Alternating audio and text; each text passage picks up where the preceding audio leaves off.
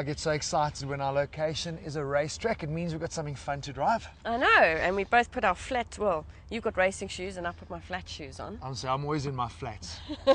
Good. I even went with the American flag because it's a bit of an American boy racer we're playing with today. It is, and it's actually the first time this boy racer is available in the US. Problem is, I saw the car in the flesh and suddenly I felt like I dressed inappropriately. I think you are missing something, so just hang 10 there. I've got something for you.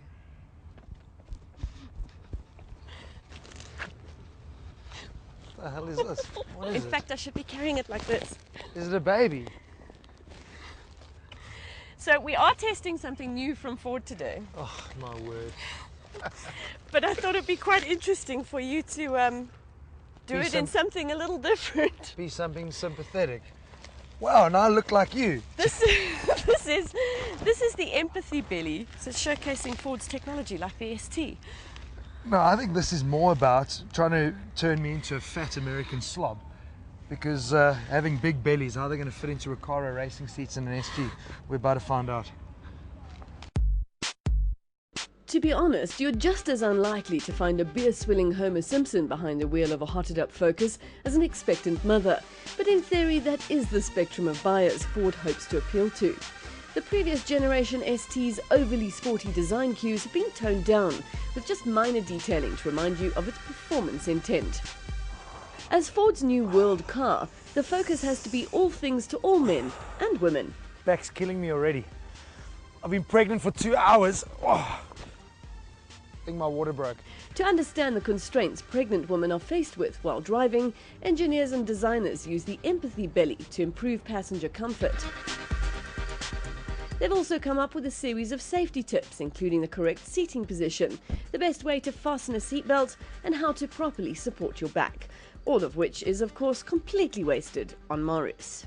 I know this is not the most appropriate car for an empathy belly, so I think you've had enough fun. We can take it off, especially because being a hot hat, you're going to have that pee in your pants, gut moving around kind of feeling regardless. No, I'm going to have that because you're driving. Damn right I'm driving. Oh, hell. And I'm thin again. Come, Granny. Hang on.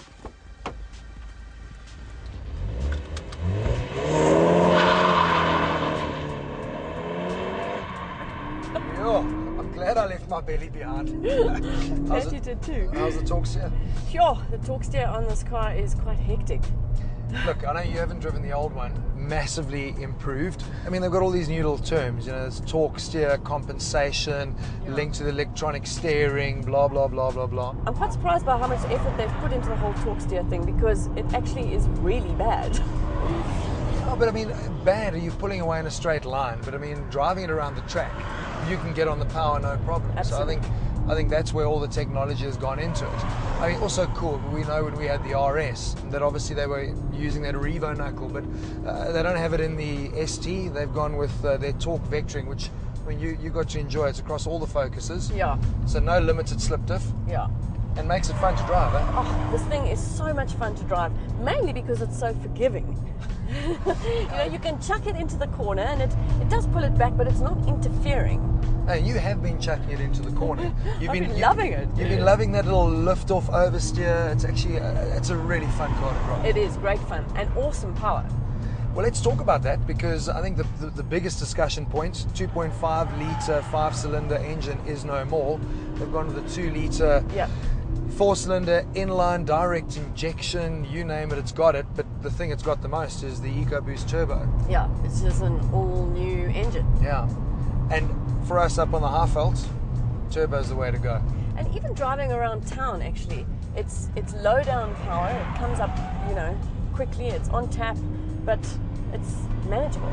For me, it's kind of understated in terms of its look, and maybe even from a drivability, because you're right, that torque is available low down, 1750, so you're not inclined to drill it through the revs, because you get your thrill away from the line straight away. Yeah. And yeah, on the track, I mean, it's immense. It is. Because you come on that power and it really goes.